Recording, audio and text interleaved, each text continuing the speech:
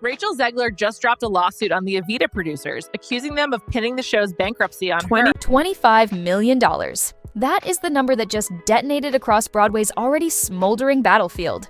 Rachel Zegler, freshly painted as the scapegoat for Evita's $12 million wipeout, has pivoted from defense to offense and hurled a civil complaint right into the heart of the bankruptcy docket. Evita's officially filed for bankruptcy, leaving the producers scrambling to explain what went wrong. Case file CV 928819 dropped at 8:59 this morning, stamped immediate relief requested in blistering crimson and every entertainment. Lawyer from Times Square to Santa Monica snapped to attention. Buried in paragraph 4. Defendants engaged in deliberate defamation, reckless disregard for truth, and calculated damage to plaintiff's earning capacity. Rachel's legal team just hit the Evita producers with a bombshell lawsuit, claiming they defamed her and wrecked her career. Calculated. Such a cold, metallic word. Is that legalese or a producer's confession? In miniature, within 30 minutes, the complaint's first page leaked to deadline, and screenshots ricocheted through Reddit like errant pinballs. One user highlighted the damages clause, $25 million compensatory treble under New York business law, plus attorney's fees, and tweeted, "Bro, she just turned a boycott into a Powerball ticket." A lot of what you see with Zegler is really just a pretty common Gen Z mentality and approach to work. She believes that she should be able to express herself and speak her truth or whatever nonsense, regardless of the consequences to everybody else. In reality, you have a job. You're getting paid to do this job. You signed on the dotted line. You took on the role. And that job comes with certain basic responsibilities. And one of the most basic is the responsibility to control yourself and comport yourself a certain way publicly so that you don't harm the project, thereby harm all the hundreds of other people who are working on it. A TikTok shot and portrait from a cubicle simply flashed bankruptcy blame reversed, while an office worker popped confetti behind a cardboard Evita poster. Lawsuits, it seems, are the new sport. Scroll deeper and Exhibit E1 jumps off the page. An after-midnight email from a producer to the show's PR chief. Timestamp 0214. Subject, spin plan. One sentence glows like hot iron. Fine, we pin this whole thing on her. Dark humor from a stressed exec, or the bullet Rachel's lawyer needs for a negligence headshot? Imagine a jury seeing that line in 10-foot font. Then imagine the producers scrambling to call it satire. Rachel's lawsuit just might be the final nail in the coffin for those bankrupt Evita producers. Rachel Zegler is very upset with all of us over the reaction we've had. You can tell this because she's speaking in riddles. Check it out. And to everyone who hates when I win, the winged victory came to the Louvre in pieces, and people still line up to see her. And I can only hope that despite my flaws, and despite my cracks and my breaks, and there are many of them, that at every premiere and everything I do, people will wait in line to see. Oh, Rachel, I hate to break it to you because people did not actually line up to see you. Internal accounting spreadsheets, also attached, lay out Evita's hemorrhage in migraine detail.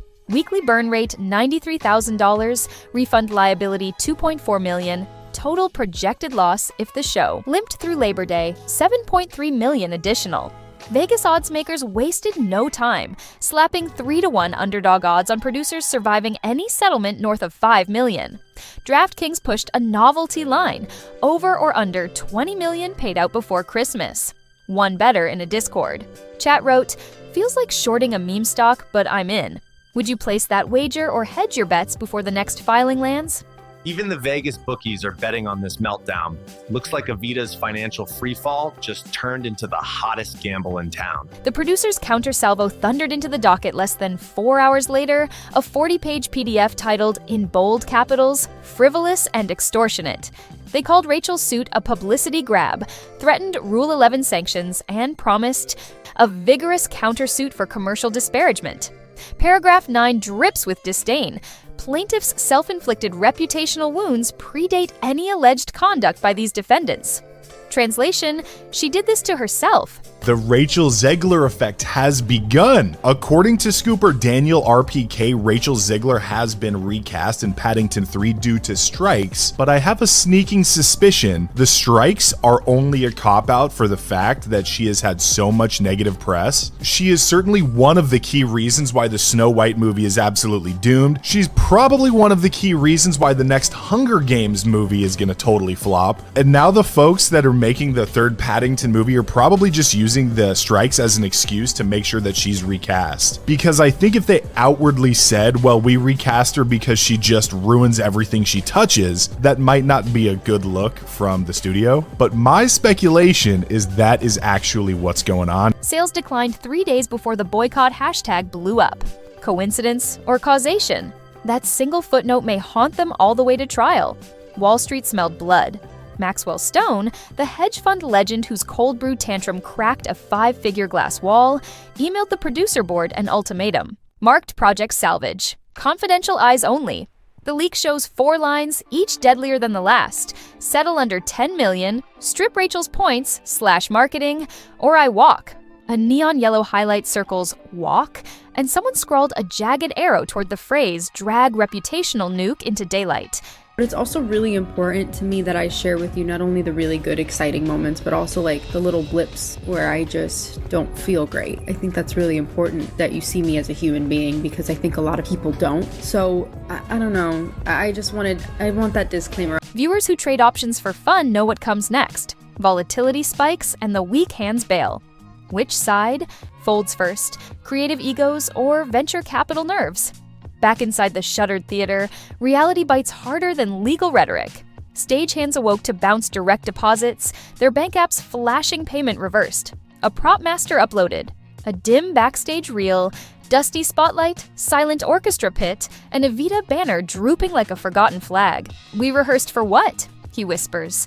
The clip gains 150,000 views in 8 hours and births a new hashtag. When you're there and you're trying to do your best, you've worked on this part, you spend hours and hours on end trying to get this character just down right for your big audition. And then if you have a producer or casting director sitting there and then eating food in front of you, yeah, it can be very annoying. Personally, I've never had that experience. Why pay crew first? Union leaders seized the moment, drafting a picket schedule that could freeze every load-in on core 46th Street. Equity actors vote 79% in favor of joining any strike that targets unpaid wages. Meanwhile, Crew Local 725 threatens to padlock the stage doors with industrial chains if checks do not clear by Friday. Picture a Broadway entrance wrapped like a repoed sports car. That photo alone could bury tourist sales for seasons. The Rachel Zegler effect has begun. According to scooper Daniel RPK, Rachel Zegler has been recast in Paddington 3 due to strikes, but I have a sneaking suspicion the strikes are only a cop-out for the fact that she has had so much negative press. She is certainly one of the key reasons why the Snow White movie is absolutely doomed. She's probably one of the key reasons why the next Hunger Games movie is gonna totally flop. And now the folks that are making the third Paddington movie are probably just using the strikes as an excuse to make sure that she's recast. Because I think if they outwardly said, well, we recast her because she just ruins everything she touches, that might not be a good look from the studio. On the other side of the river, Rachel's legal team, headed by Max Firewall Ferraro, hosts a press scrum outside a glass tower draped in billable hour marble. Ferraro, steel gray suit, tie the color of wet cement, reads a single sentence. We do not negotiate with architects of defamation.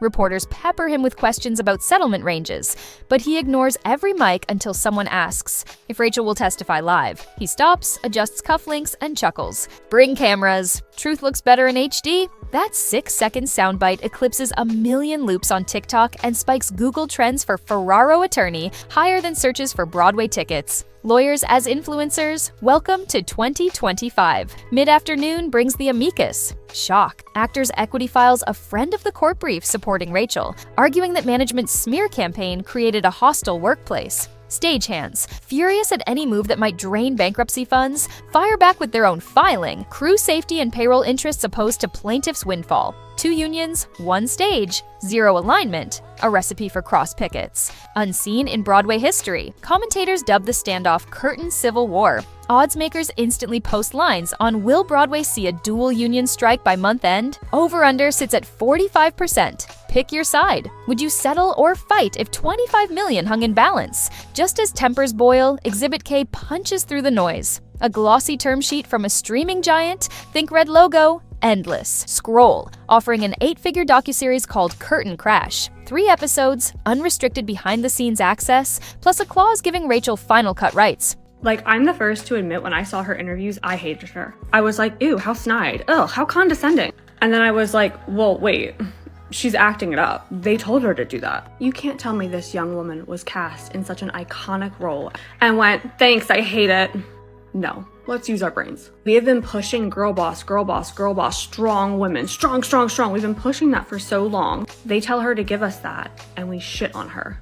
I don't know. I just feel like that's so goddamn mean. Producers receive residuals only if they cooperate fully. In capitalist irony, the defendants may need their plaintiff to monetize the very scandal that could bankrupt them. Deep inside finance chat rooms, traders draw parallels to distressed asset flips. Buy a sinking ship, paint it neon, and sell admission to watch it capsize. Evening falls, and litigation takes on gladiatorial flair. An anonymous billionaire, rumored to be that Hall of Fame quarterback with a sideline theater hobby, tweets through a burner. Unlimited bankroll for the truth. Game on. Internet sleuths match flight logs to a Gulfstream landing at Teterboro, fueling speculation he will underwrite the producer's countersuit. A meme instantly appears. The quarterback wearing Roman armor, holding legal briefs like a trident. Caption, Trial of the Century, Hold My Lombardi. Sports radio devours the narrative, because nothing unites the male demo like a superstar quarterback entering stage left with checkbook blazing. Night brings the TRO tension. Rachel's lawyers seek a temporary restraining order, silencing the producer's public statements. The motion argues that every tweet, every backstage leak, further crushes her brand value, harm that money alone cannot fix. Producers label the TRO prior restraint, a First Amendment kill switch. The judge schedules an emergency hearing for 9 a.m. Legal blog live streams queue up like Super Bowl pregame shows. Imagine a courtroom gallery packed with law students, bloggers, and studio scouts, all refreshing their phones for the ruling that decides who talks next. But wait, cyber sleuths drop a new grenade. Spectrogram analysis of the viral backstage rant audio that ignited the boycott reveals telltale pitch shift artifacts, tiny harmonic gaps consistent with AI cloning. If that clip is fake, Rachel's defamation case gains titanium fangs. Producers swear the audio is legit, but their own sound engineer refuses on-camera comment. One YouTube forensics guru overlays the suspect file with Rachel's live interview, vocals and screams. Mismatch at 440 hertz. Commenters split into camps, deepfake doomsayers and authenticity avengers. Hashtag non-fake to bankrupt trends above playoff scores. The judge's emergency hearing feels more like UFC weigh-ins. Ferraro towers at the plaintiff table. Producers, counsel taps an iPad stacked with motion exhibits. After 49 minutes of dueling citations, the bench rules partly in Rachel's favor. Producers may speak, but any comment must avoid assigning blame until discovery. Essentially, Broadway's loudest voices get fitted with legal muzzles. Ferraro smirks, producers grimace. Outside, press microphones scramble for whichever side breaks tone first. Meanwhile, the bankruptcy estate gasps for oxygen. Insurance carriers issue preliminary denial letters. Intentional conduct exclusion slams the door on liability coverage. Without those payouts, debtor in possession financing teeters. Credit committee minutes leak, revealing frantic talk of auctioning the costume inventory to cover next week's utilities. A bulk resale site lists Evita's ballroom gowns under slightly worn theatrical luxury. Price on request, fans cry foul, collectors drool. One Redditor jokes, will